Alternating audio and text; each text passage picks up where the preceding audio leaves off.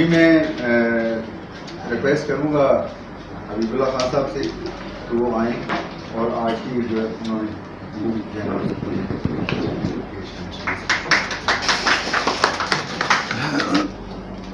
اللهم صل على محمد وعلى آل محمد كما صليت على إبراهيم وعلى آل إبراهيم إنك حميد مجيد. بہت شکریہ. آج پہلا دن ہے بک کلب کا اور بک ریویو کا. بہت امپورٹنٹ باتیں کی آنریبل چیئرمین صاحب نے اور طاہر زبیر صاحب نے, اور خصوصاً شکریہ میڈم فرح کا کہ اس نے اس طرح کا ایک سیشن ارینج کیا اور بہت عرصہ بعد ہمیں یاد دہانی کرائی, کیونکہ دین اسلام میں جب بھی نبی پاک صلی اللہ علیہ وسلم کی بعثت ہوئی اور اس کو نبوت ملی تو سب سے پہلا کام اس نے مکہ مکرمہ میں دار ارقم بنایا, اور وہاں پہ صحابہ کرام بیٹھے ایک دوسرے کو قرآن کی آیاتیں سناتے تھے اور وہ صحیفے ایک دوسرے سے پڑھوایا کرتے تھے. پھر جب ہجرت ہوئی تو وہاں پہ جامعہ صفا کے نام سے ایک مدرسہ قائم ہوئی اور اس میں بھی یہی درس و تدریس کا کام جاری تھا. اور پھر یہ مسلمانوں کا ایک سلسلہ رہا درس و تدریس اور تعلیم و تحقیق, اور اس میں پھر بہت لمبی تاریخ ہے. جامعہ المدینہ ہو, جامعہ بغداد ہو, یا مراکش کا جامعہ زیتونیہ ہو, ان سب نے ایسے ایسے فلاسفر پروڈیوس کی, ریناؤنڈ فلاسفر, جس میں ابن سینا, الفارابی, الغزالی, ابن خلدون اور بڑے بڑے طبیب اور فلاسفر. ایک وقت یہ آیا, تاریخ لکھتی ہے کہ سمرقند و بخارا علم کا اتنا بڑا مرکز تھا کہ جب عیسائی فوجیں ان پہ حملہ آور ہوئی اور ان کی کتابیں سارے سمندر میں پھینک دی تو سمندر کا پانی جو تھا وہ رک گیا, اتنی کتابیں تھیں. اور غرناطے کا آخری بادشاہ ابو عبداللہ جب اس کو بے یار و مددگار کر کے گھر سے نکالا گیا تو وہ پہاڑ کے ایک ٹیلے پہ بیٹھ کے پیچھے اپنے شہر کی طرف دیکھ رہا تھا اور رو رہا تھا. اس کی اپنی ماں نے اس کو ایک تپڑ رسید کی کہ جس غرناطے کو آپ نے ایک شیر کی طرح نہیں بچا سکے تو ابھی رونا کس بات میں. اور جس پہ پھر علامہ اقبال نے فرمایا کہ گوادی ہم نے جب اسلاف کی میراث پائی تھی, ثریا سے زمین پر آسمان نے ہم کو دے مارا. آج جو ذلت اور جو مصیبتیں آن پڑی ہے مسلم ممالک پہ خصوصاً, ان کی اصل وجہ یہ ہے کہ ہم نے اسلاف کی جو میراث تھی وہ چھوڑ دی. زیر نظر کتاب محاضرات قرآنی, کیونکہ یہ ان دنوں میرے مطالعے میں تھا تو اسی لیے میں نے بہتر سمجھا کہ اس کو آپ کے سامنے میں پیش کر دوں کہ اس کا مصنف کون ہے اور وہ اس کتاب میں کیا اس نے مینشن کیا ہے. غازی 13 ستمبر 1950 کو اتر پردیش میں پیدا ہوئے اور پھر وہاں سے مائیگریٹ ہو کے پاکستان آئے, پہلے کراچی اور پھر راولپنڈی میں, اور 20 ستمبر 2010 کو اس کی وفات. یہ پروفیسر رہے ہیں انٹرنیشنل اسلامک یونیورسٹی اسلام آباد میں. یہ فیڈرل شریعت کورٹ کا جج بھی رہا ہے اور فیڈرل منسٹر بھی رہا ہے religious affair and interfaith harmony ministry کا. 16 سال کی عمر میں اس نے درسی نظامی کی کراچی سے, اور پھر 1998 میں اس نے اسلامک اسٹڈی میں PhD کی. یہ فلوئنٹ ہے in the language of Urdu, English, Arabic, Persian, Turkish and French. یہ زبانیں ان کو آتی تھی. اور اس نے پیام مشرق جو علامہ اقبال کا فارسی کا کتاب ہے اس کا اردو ترجمہ بھی کیا ہے. ساتھ میں اس نے 12 کتابیں اردو میں لکھی ہیں اور 8 کتابیں اس نے انگریزی میں لکھی ہیں. اردو میں جو لکھی ہے اس پہ آداب قاضی, مسودہ قانونی قصاص و دیت، احکام بلوغت، اسلام کا قانون بین الممالک، قرآن کا ایک تعارف، اسلامی شریعت اور عصر حاضر، محکمات علم قرآن، امر بالمعروف و نہی عن المنکر، اصول فقہ، قواعد فقہ اور محاضرات قرآنی شامل ہیں۔ محاضرات قرآنی جس طرح اس کے اپنے نام سے واضح ہے، سیلف ایکسپلینیٹری ہے۔ محاضرات جمع ہے محاضرے کا، محاضرہ کہتے ہیں لیکچر کو۔ یہ بیسیکلی 2003 میں کچھ معلمات تھے اسلام آباد اور راولپنڈی کی، جن کی تعداد 100 سے اوپر تھی، ان کو یہ قرآن کے بارے میں خطبے بیان کرتے تھے اور ان خطبات کو کتابی شکل دیا گیا ہے، جو کہ ٹوٹل 12 خطبے ہیں، اور یہ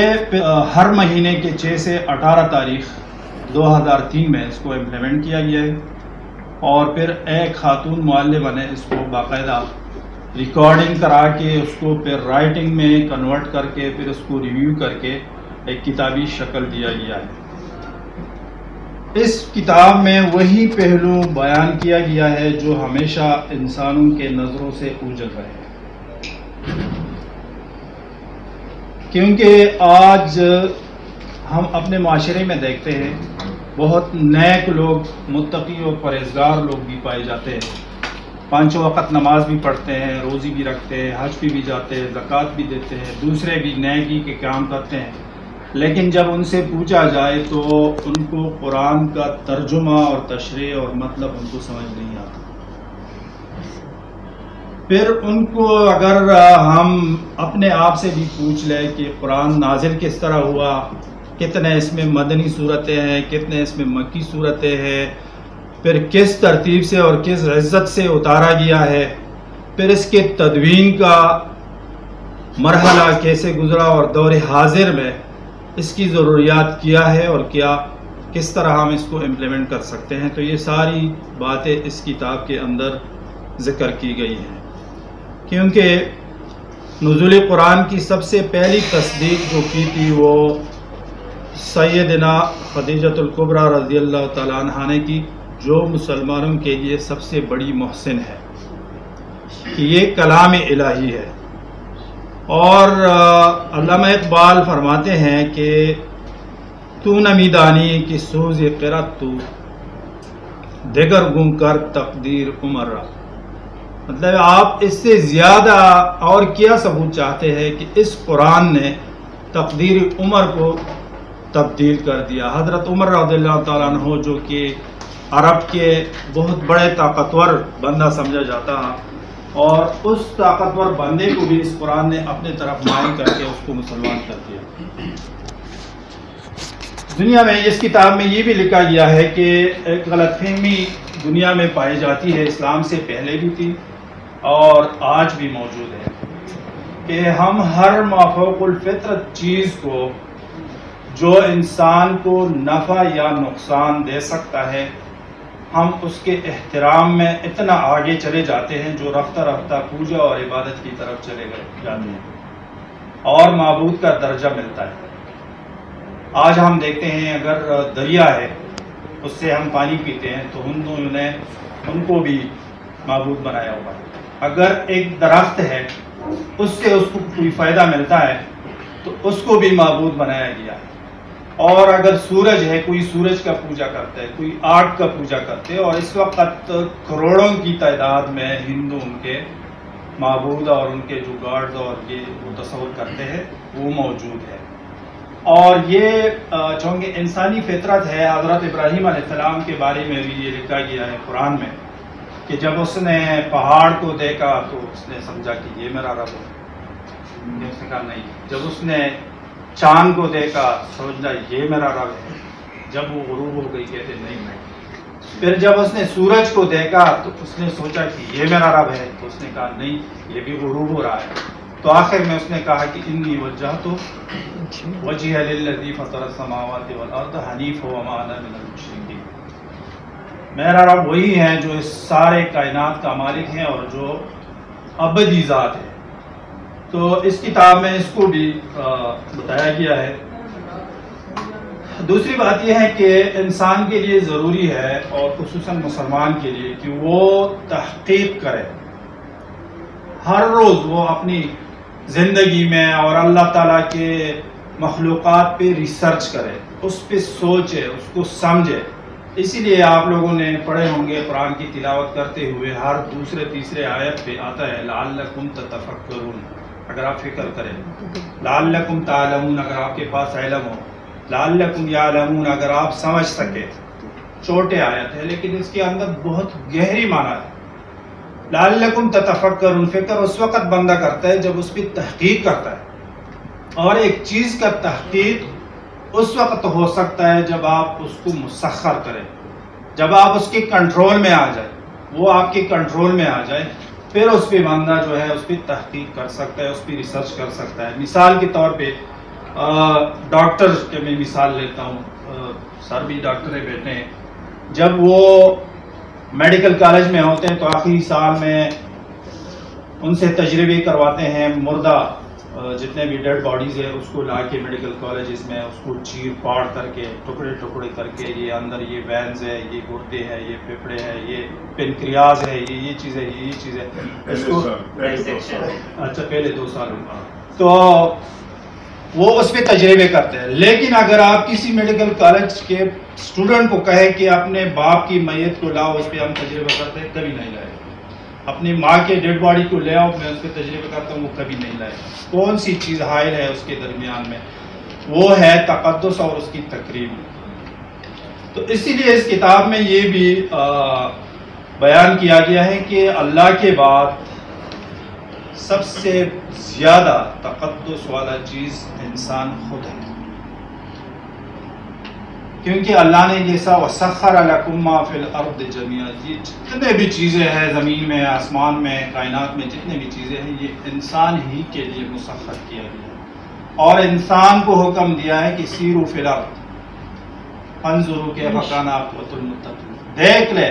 گھومے پھرے اس زمین پہ چلتے رہو اور دیکھتے رہو، تحقیق کرتے رہو کہ کس طرح اللہ نے ان چیزوں کو بنایا ہے اور کس طرح آپ ان سے فائدہ لے سکتے ہیں. اس وقت کچھ چیزیں ایسی تھی، قرآن کریم میں جگہ جگہ ایک سورہ حدید میں ہے کہ وَلَقَدْ خَلَقْنَا الْحَدِيدَ فِيهِ بَأْسٌ شَدِيدٌ، ہم نے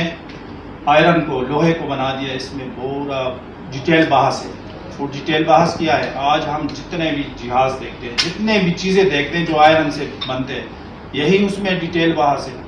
اور سائنس اور ٹیکنالوجی کے میدان میں دیکھ لیں، آج مسلمان کس سٹیج پہ کھڑے ہیں اور مغرب کس طرف چلا گیا. میں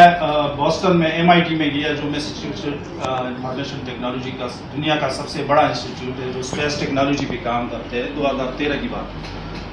ان سے میں نے ایک انجینئر سے پوچھا کہ آج کل آپ لوگ کس چیز پہ کام کرتے ہیں؟ تو وہ کہتے ہیں we are working on nano technology. میرے لیے نام بھی بڑا عجیب سا تھا کہ واٹ از نینو ٹیکنالوجی. وہ کہتے ہیں ہم ایسی چیزیں دریافت کرتے ہیں کہ جو نظر نہیں آئیں گے، دوربین سے وہ آپ دیکھ سکیں گے اور اس کے اندر ایک الگ سی دنیا بسائی ہوئی. تحقیق کے میدان میں ایک طرف یہ ہمارے اسلاف کی تھی ذمہ داری، ان کے کاوشیں تھی. آپ آج جو ہے یورپ اور امریکہ اس چیز میں آگے بڑھ گئے ہیں. پھر یہ بھی اس کتاب میں بیان کیا گیا ہے کہ اسلام سے پہلے انسانوں کی مذہبی زندگی کی باغ ڈور کے خاص طبقے کے پاس تھی. جس طرح پنڈتس ہوتے ہیں یا ان کے گرو ہوتے ہیں یا جو لوگ ہوتے ہیں وہ ان سے رشوت بھی لیتے ہیں، دارے کا ٹھنڈا رہے، اور ان کو ان کے گناہ اور ان کے آخرت میں سرخرو ہونے کا بھی یقین دلاتے ہیں. اور آج بھی کم و بیش مسلمانوں میں بھی اور بقیہ مذاہب میں بھی اس طرح کے عقائد اور اس طرح کی چیزیں پائے جاتے ہیں. تو قرآن اس کتاب میں لکھا یہ ہے، قرآن نے ان سارے رکاوٹوں کو ہٹا دیا ہے اور بتا دیا ہے کہ اجیب دعوت الداعی اذا دعانی. سورہ بقرہ میں ہے کہ جب میرا بندہ مجھ سے پوچھتا ہے اجیب دعوت الداعی اذا دعانی، میں اپنے بندے کی بات کو فوراً، وہ کہتے ہیں نا کہ اللہ شرک سے زیادہ نزدیک ہے. بولتے تو ہم ہیں لیکن یقین ہمارا اس طرح نہیں ہے کہ کس طرح شارک سے زیادہ نزدیک ہے. پھر محمود احمد غازی صاحب نے بتایا کہ قرآن کے 2 اقسام ہیں، قرآن ناطق یعنی بولتا ہوا قرآن، اور قرآن صامت یعنی خاموش قرآن۔ آج قرآن صامت کی شکل میں قرآن پاک کی کتاب ہمارے پاس موجود ہے، اور جب نازل ہو رہا تھا تو قرآن ناطق حضور نبی کریم صلی اللہ علیہ وسلم خود تھے، بولتا ہوا قرآن تھے، کیونکہ حضرت عائشہ رضی اللہ تعالیٰ عنہ سے پوچھا کسی نے کہ حضور کے اخلاق کیسے تھے، تو اس نے آگے سے ان سے پوچھا کہ کیا آپ قرآن نہیں پڑھتے؟ اس نے پڑھتا ہوں۔ جب پڑھتے ہیں تو قرآن مکمل اخلاق نبی پاک صلی اللہ علیہ وسلم کے، اور آج ہمارے پاس وہ احادیث کی شکل میں موجود ہے۔ لیکن یہ جو میری بہن نے بات کی ایک شعروں میں کہ کتابیں جانتی ہے بند الماری کے شیشے سے، صرف یہ نہیں، قرآن خود بتاتا ہے کہ قیامت کے دن اللہ تعالیٰ کے سامنے آ کے نبی پاک صلی اللہ علیہ وسلم کہیں گے وقال الرسول یا ربی ان قوم اتخذوا هذا القرآن مہجورا، وہ فریاد کریں گے، شکایت کریں گے کہ یہ اس میرے قوم نے قرآن کو اکیلا چھوڑ دیا تھا، آج ہم نے قرآن کو الماری کا زینت بنایا ہے، آج ہم نے قرآن کو جو دلہن رخصت کرتے اس کے سر پہ پکڑ لیتے ہیں، اس کے سائے میں چلے جاؤ، کوئی اور ایسے کام جو ہے کہ اس کے اصول اور اس کے اسلوب اور اس کے مضامین میں شامل نہیں ہے، ہم وہ کام تو ان سے لیتے ہیں، لیکن جس کے لیے ہمیں نازل کیا گیا تھا کہ اس کو سمجھے، اگر میں اس پہ دیتا ہوں، اگر مجھے یا آپ لوگوں کو منسٹری سے یا کہیں سے لیٹر آ جائے تو اس لیٹر کو ہم اس وقت تک نہیں چھوڑتے جب ان کی ہمیں سمجھ نہیں آتی، دوسروں کے پاس لے جاتے ہیں کہ اس میں کیا لکھا ہے، اس کی جو مشکل الفاظ ہوتے ہیں ڈکشنری میں لکھتے ہیں، جب اس کا پورا تشریح اور یہ سمجھ کے پھر اس کا رپلائی کر دیتے ہیں، لیکن اس قرآن کے لیے بہت کم لوگ ہوتے ہیں جو جا کے عالم اور مولوی صاحب کے سامنے بیٹھ کے کہ مجھے بتاؤ کہ مجھے کیا پیغام دیا ہے نبی پاک صلی اللہ علیہ وسلم۔ تو اس کتاب کے 12 چیپٹرز ہیں۔ پہلے چیپٹر میں تدریس قرآن کا جائزہ ہے، دوسرا ہے قرآن مجید ایک عمومی تعارف، تاریخ نزول قرآن، جمع و تدوین قرآن، علم تفسیر کتاب، تاریخ اسلام کے چند عظیم مفسرین بھی اس میں بیان کی گئی ہیں، اور اعجاز القرآن بھی اس میں بیان ہوا ہے، علوم قرآن ایک جائزہ بھی ہے، نظم قرأت اور اسلوب قرأت بھی ہے، قرآن کا موضوع اور مضامین بھی ہے، اور تدریسی قرآن دور جدید کے ضروریات اور تقاضے بھی اس میں شامل ہے۔ اس میں یہ بھی ڈاکٹر محمود احمد غازی صاحب نے شاہ ولی اللہ کا ریفرنس دیتے ہوئے قرآن پڑھنے کے 3 مقاصد بیان کیے ہیں۔ پہلا مقصد اس کا یہ ہے کہ تہذیب نفوس البشر، یعنی انسانوں کے اندر سے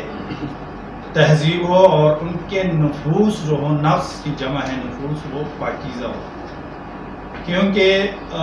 ایک پیغمبر کے آنے کا مقصد بھی یہی تھا کہ وہ یزکیہم ویعلمہم الکتاب والحکمہ وان کانوا بالکل لفی ضلال مبین، کہ اس سے پہلے آپ لوگ جتنے بھی انسان تھے آپ گمراہی میں تھے، اس رسول کو میں نے بھیجا اسی لیے کہ یہ آپ کو اللہ کی آیاتیں پڑھائے، آپ کو پاکیزہ بنائے، پاک کر دے، صاف کر دے، جس طرح ہماری اپنی ظاہری بدن پہ کپڑے، جوتے، واسکٹ، بال، شیو وغیرہ یہ سارے ہم کوشش کرتے ہیں کہ ہم سب سے زیادہ خوبصورت لگے، اس طرح اندرونی جو ہمارا ایک دوسرا نفس ہے جس کو روح کہتے ہیں، اس کی پاکیزگی کی اسی قرآن پاک سے ہوتی ہے۔ تو اس کا سب سے پہلا مقصد یہ ہے۔ دوسرا مقصد اس کا یہ ہے کہ دم العقائد الباطلہ، تمام باطل عقائد کو مٹانا، نفی اعمال فاسدہ، فاسد اعمال جو رائج ہے اس کو ختم کرنا۔ دیکھیے ہمارے حواس خمسہ ہر انسان کے ہوتے ہیں، سننا، دیکھنا، چکھنا، چھونا اور سونگنا، اس کو کہتے ہیں حواس خمسہ ظاہری۔ اس کے ساتھ ساتھ 5 حواس خمسہ باطنی بھی، اور وہ کیا ہے؟ اللہ کے قریب سے قریب تر ہوتا جائے۔ اللہ تو ہر جگہ موجود ہے، اللہ تو ہر جگہ حاضر و ناظر ہے، لیکن یہ ہم زبانی کہتے ہیں عقیدے سے اور اندر سمجھ کے ساتھ اور یاد کے ساتھ جب ہم کہیں گے کہ اللہ حاضر و ناظر ہے اور اللہ سمیع و بصیر ہے، غفار و قہار ہے، تو یہ ساری چیزیں پھر ہمیں اس کے سمجھنے سے، اس کے تدبر اور تفکر کرنے کے بعد اس کا اندازہ ہو جاتا ہے۔ قرآن کے تعارف میں ڈاکٹر غازی صاحب کہتے ہیں کہ قرآن مجید سے مراد کلام المنزل، اللہ تعالیٰ کا وہ کلام جو رسول اکرم صلی اللہ علیہ وسلم پر نازل ہوا ہے، جس کی ایک ایک صورت اپنی جگہ ایک معجزہ ہے، وہ جس کی تلاوت کی جائے تو عبادت سمجھی جائے گی، جو نسخوں میں لکھا ہوا ہمارے پاس موجود ہے اور ایک تواتر کے ساتھ صحابہ کرام سے لے کر آج نقل ہوتا ہوا چلا آ رہا ہے۔ قرآن وحی کے ذریعے نازل ہوا ہے اور وحی کے دو معنی ہیں، ایک وحی کا لفظی معنی ہے اور ایک وحی کا اصطلاحی معنی ہے۔ لفظی معنی میں وحی جو ہے اس کو خفی اور صریح اشارہ کرنا، لطیف ابلاغ، مطلب اگر ہم ایک گروپ میں بیٹھے ہیں، مجلس میں بیٹھے ہیں، ہم کسی بندے کو ایسا اشارہ کریں کہ وہ میرے اشارے سے پورا مقصد وہ سمجھ سکے کہ یہ کیا کہنا چاہتا ہے، تو یہ اس کا لفظی معنی وحی کا یہ ہے کہ اس کو اشارہ کرنا، خفی ہو یا صریح ہو۔ پھر جب اسی طرح قرآن میں بھی اسی معنی کو ریپیٹ کیا گیا ہے کہ وہ اوحا ربک الی النحل، تمہارے رب نے شہد کی مکھی میں یہ بات ڈال دی۔ دوسری جگہ ہے کہ وَأَوْحَيْنَا إِلَىٰ أُمِّ مُوسَىٰ أَنْ أَرْضِعِيهِ، ہم نے موسیٰ کی ماں کی دل میں یہ بات ڈال دی کہ بچے کو دودھ پلانا شروع کر دو۔ تو یہ بھی وَأَوْحَيْنَا ایک وحی، ایک اشارہ کیا، اس کو بات پہنچا دی کہ آپ بچے کو دودھ پلانا شروع کر دیں۔ اصطلاح میں وحی کا مطلب وہ پیغام جو اللہ کی طرف سے براہ راست یا فرشتے کے ذریعے انبیاء تک پہنچے۔ حضرت عائشہ رضی اللہ تعالیٰ عنہ فرماتی ہیں کہ ایک دفعہ میں نے پوچھا نبی پاک صلی اللہ علیہ وسلم سے کہ آپ پہ وحی آتے ہوئے کیا آپ کے تاثرات ہوتے، حالات کیا ہوتے؟ آپ نے فرمایا احیانا یاتینی مثل سلسلۃ الجرس، میرے اوپر ایک ایسی کیفیت آ جاتی ہے جس طرح گھنٹی بجتی ہے اور وہ مسلسل بجتی ہے میرے کانوں میں، اور پھر اسی وقت حضرت عائشہ رضی اللہ تعالیٰ عنہ فرماتی ہے کہ میں دیکھتی رہی کہ اس کے پیشانی سے اس طرح خون، اگر شدید سردی بھی ہو تو اس طرح پسینہ بہنا شروع ہو جاتا ہے، جس طرح ایک رٹ کو کاٹ کے اسے خون نکلنا شروع ہو جاتا ہے۔ تو یہ وحی کا کیفیت تھا جب آپ صلی اللہ علیہ وسلم پہ نازل ہوتی تھی۔ قرآن عظیم الشان کی یہ ایک خصوصیت ہے کہ یہ دوسری آسمانی کتابوں کی طرح ایک بار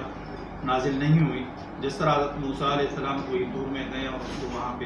صحیفے دی گئی تختوں کے شکل میں کہ یہ لے جاؤ، یہ آپ کا تورات ہے اور آگے قوم کو یہ پڑھاؤ۔ قرآن 23 سال کے طویل عرصے میں نازل ہوئی۔ اسی طرح تورات اور سارے آسمانی کتابیں جو ہے یہ رمضان کے مہینے میں نازل ہوئی۔ تورات 6 رمضان کو، انجیل 13 رمضان کو، زبور 18 رمضان کو اور قرآن 27 رمضان کو۔ یہ آخری کتاب اور آخری نبی قرآن رمضان کے آخری دنوں میں نازل ہوا ہے انسانوں کی ہدایت کے لیے، اور آج بھی اس کی کرامت یہ ہے کہ پوری دنیا کے اندر ہر وقت اس کی تلاوت ہوتی جا رہی ہے۔ دنیا میں ایک جگہ ہے جاپان کے اندر ہے، فجی۔ سر اگر آپ گئے ہیں جیسے ہی جاپان میں لینڈ کرتے ہیں جی آپ، میں نے خود دیکھا ہے یہ منظر، تو فجی پہاڑ اتنا بڑا ہے کہ ہر وقت اس کے اوپر ایک برف کا ایک ٹوٹی سا بنا ہوتا ہے اور اسے ایک دعا بھی